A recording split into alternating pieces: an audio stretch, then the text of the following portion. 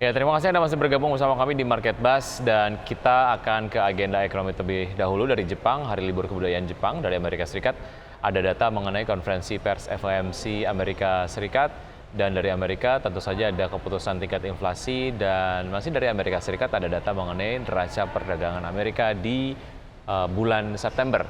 Sementara dari Uni Eropa ada pidato Gubernur Bank Sentral Eropa dan dari Korea Selatan ada data mengenai cadangan devisa Korea Selatan di bulan Oktober. Kemudian dari Malaysia ada suku bunga Malaysia. Dari emiten ada DVLA X dividen tunai interim dan ada NELY cum dividen tunai interim. Oke, dan sudah rilis ya data mengenai suku bunga Bank Sentral Amerika Serikat yang ditunggu-tunggu, di mana Jerome Powell ini menyatakan bahwa naik 75 basis poin sesuai dengan proyeksi dari pasar dan membuat bursa Wall Street ini tertekan pada penutupan dini hari tadi. Kita akan membahasnya bersama dengan Pak Robertus Hardy selaku Head of Research Henan Putih Rais Sekuritas. Selamat pagi Pak Robertus. Halo, selamat pagi Mbak Prisa. Terima kasih atas waktunya. Bagaimana menanggapi keputusan dari Bank Sentral Amerika Serikat yang awalnya nih dinilai akan dijeda dulu nih kenaikannya, tapi ternyata rilis dari data pertumbuhan ekonomi Amerika Serikat pekan lalu itu tumbuh di atas 2% positif dan membuat Amerika ini dinilai sudah bebas dari jurang resesi dan membuat suku bunga Amerika Serikat naik lagi nih 75 basis poin, tapi tampaknya udah sesuai dengan proyeksi market. Tanggapan Anda seperti apa? Ya, memang kalau melihat terlebih dahulu ya data ekonomi dari Amerika itu ada pertumbuhan ekonomi secara quarter-on-quarter, karena di kuartal yang sebelumnya, kuartal 2, kuartal 1 itu mengalami penurunan secara quarter-on-quarter, tapi secara year on year memang belum pernah mengalami penurunan sih, masih terus positif. Dan kemarin di kuartal 3, quarter-on-quarter itu kembali positif. Jadi ini juga yang mungkin menjadi suatu pertimbangan The Fed juga semalam masih menaikkan suku bunganya 75 basis poin karena dianggap belum cukup tekanan itu belum cukup tinggi nih dari segi misalnya data ketenaga kerjaan kan juga masih terus mengalami peningkatan. Jadi The Fed itu masih berpatokan kepada menurunkan nilai tingkat inflasi itu sampai dengan kembali ke 2% lagi, yang mana itu kan sekarang masih sangat jauh ya, masih cukup jauh lah. Hari ini akan diumumin data inflasi, sepertinya masih akan ada di kisaran 8-7% secara year on year, yang mana ini masih akan terlalu jauh dari target The Fed yang di kisaran 2%. Jadi semalam itu yang menekan pergerakan pasar selain tingkat kenaikan suku bunga yang masih agresif 75 basis poin, juga beliau mengatakan bahwa masih terlalu dini untuk mengharapkan kita berhenti dulu menaikkan suku bunga. Jadi kedepannya masih akan ada kenaikan suku bunga nih Mbak Prisa, Mas Wiki, meskipun dengan tingkat kenaikan yang lebih tidak agresif, mungkin hanya 50, 25 atau 10 basis poin, tapi intinya masih akan ada kenaikan. Jadi itu yang akan memberatkan pergerakan pasar kedepannya sih, seperti itu. Oke, sejauh mana ini juga akan menjadi sebuah pola yang akan dilakukan oleh bank sentral termasuk di Indonesia, dan apa yang bisa diantisipasi, Pak Robertus?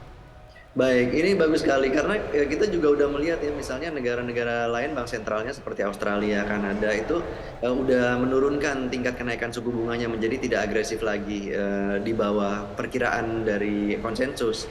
Jadi ini mungkin juga akan menjadi salah satu tren ya di bank sentral dunia lain ya, termasuk juga di Indonesia, karena kita ngelihat kemarin kan inflasi udah mulai melandai sesuai dengan proyeksi bahwa inflasi itu di Indonesia bukan sekedar ya numpang lewat dari memfaktorkan kenaikan harga BBM, itu pun dengan kenaikan harga BBM yang sekitar 20%-an dengan tingkat inflasi yang hanya naik sekitar 6-7%-an, 5-6-7%-an itu merupakan suatu prestasi gitu ya di luar perkiraan dari pengamat sebelumnya. Dan ini yang membuat kita memperkirakan bahwa kedepannya Bank Indonesia pun tidak akan secara lebih agresif lagi menaikkan tingkat suku bunganya, meskipun masih ada kemungkinan ya untuk dinaikin lagi, tapi tidak akan seagresif seperti yang sebelumnya. Bahkan mungkin tahun depan juga kita sesuai proyeksi Bank Indonesia juga nih udah bisa mulai melihat inflasi itu semakin melandai bahkan juga turun. Nah ya secara jangka panjang tahun 2023 kemungkinan sih kalau kita ngelihat suku bunga juga bisa lebih rendah dari posisi yang sekarang, seperti itu Mas. Oke,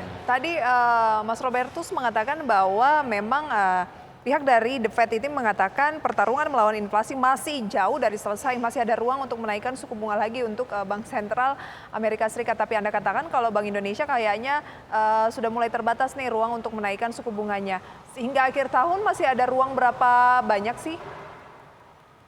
Kalau sampai dengan akhir tahun ini kita sih sebenarnya berharap untuk bisa dipertahankan, tapi ya memang untuk bisa ya kalau kita melihat ya sekarang menyesuaikan dengan tingkat suku bunga global dan juga mungkin penguatan mata uang dolar AS ini kan sudah tidak terbendung ya. Betul. Jadi ya mungkin aja kalau misalnya tidak menutup kemungkinan kalau misalnya Bank Indonesia bisa menaikkan satu kali lagi sebesar 25 basis poin. Tapi intinya kalau dinaikin terlalu tinggi itu bebannya juga akan semakin berat ya untuk debitur.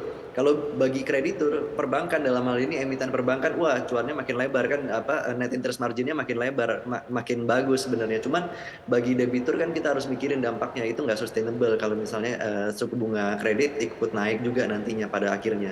Jadi menurut kita Bank Indonesia masih akan mempertimbangkan berbagai faktor sih. Jadi bukan hanya semata-mata nilai tukar rupiah yang sekarang ini masih melemah terhadap dolar AS, tapi juga nggak begitu separah seperti mata uang yang lainnya, tapi di sisi lain juga pasti akan mempertimbangkan kemampuan dari debitur untuk bisa melunasi nanti kewajibannya kalau suku bunga nanti naik terlalu tinggi seperti itu, Mbak Prisa. Oke, sekedar pembanding apa yang terjadi di sektor properti di Amerika Serikat dan bagaimana ini juga mungkin dapat menjadi sebuah concern juga untuk sektor properti di dalam negeri. Tentu saja menyikapi tren suku bunga acuan dari Bank Sentral yang sangat agresif begitu. Iya, bagus sekali. Kalau kita ngelihat sebenarnya sektor baik itu kondisi kebijakan moneter maupun juga fiskal di Amerika itu sangat jauh berbeda dengan di keadaan yang ada di Indonesia sekarang sebenarnya kalau kita lihat. Dari segi inflasi aja di sana masih bank sentralnya masih ngos-ngosan gitu ya ibaratnya untuk mengejar tingkat kenaikan inflasi, tingkat kenaikan suku bunga dengan inflasinya. Tapi berbeda dengan di sini, inflasi udah mulai melandai.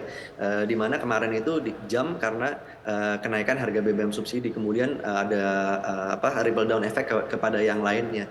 Dan ini menurut kita ke depan masih akan terus melandai dan kebijakan moneter masih akan favorable menurut kita. Jadi dan juga sektor properti di sini masih ada insentif kan, insentif pembebasan pajak di awal, kemudian juga itu kan masih diperpanjang.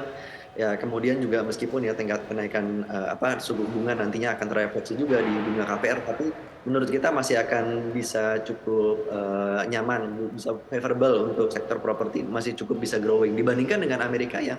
Untuk bisa memenuhi kebutuhan sehari-harinya aja, groceries gitu ya, udah tingkat kenaikannya semakin tinggi. Jadi untuk nanti kalau misalnya KPR di sana naik lagi, pasti beban masyarakatnya juga akan semakin berat seperti itu, Mas Vicky. Oke, pasca pengumuman dari suku bunga The Fed atau Bank Sentral Amerika Serikat ini, kita lihat bursa Asia rata-rata mengalami koreksi, khususnya untuk indeks-indeks yang menjadi acuan, seperti Straits Times Singapura, kemudian juga Shanghai dan juga Hang Seng gitu ya, kecuali Jepang yang lagi tutup. IHSG arahnya akan seperti apa jangka pendek? Ya, untuk hari ini kemungkinan tidak akan bisa melawan lah ya tren yang terjadi pada indeks regional seperti misalnya Kospi, All Ordinaries di Australia juga merah. Tapi secara keseluruhan kita sebenarnya masih bisa lebih optimis nih. Kalau misalnya dalam jangka pendek memang kita masih harus berhati-hati dulu, masih bisa nawar atau nunggu posisi yang lebih baik lagi. Mengingat juga secara statistik bulan November itu cenderung banyak merahnya, tapi Desember udah kembali banyak hijaunya lagi. Jadi ini bisa jadi suatu kesempatan untuk kita melakukan reakumulasi kembali, tentunya dengan pilihan yang bijaksana juga. Dan ini menurut kita kalau jangka panjangnya inflasi masih akan melandai Indonesia nih ya, dan juga kebijakan moneter masih akan cukup favorable, maka ini menurut kita sih suatu peluang untuk kita bisa mempersiapkan 2023 di mana inflasi bisa lebih melandai lagi dan suku bunga kemungkinan bisa lebih rendah. Itu kemungkinan peluangnya ada di akhir tahun ini untuk kita bisa mulai melakukan reakumulasi kembali. Reakumulasi kembali ya.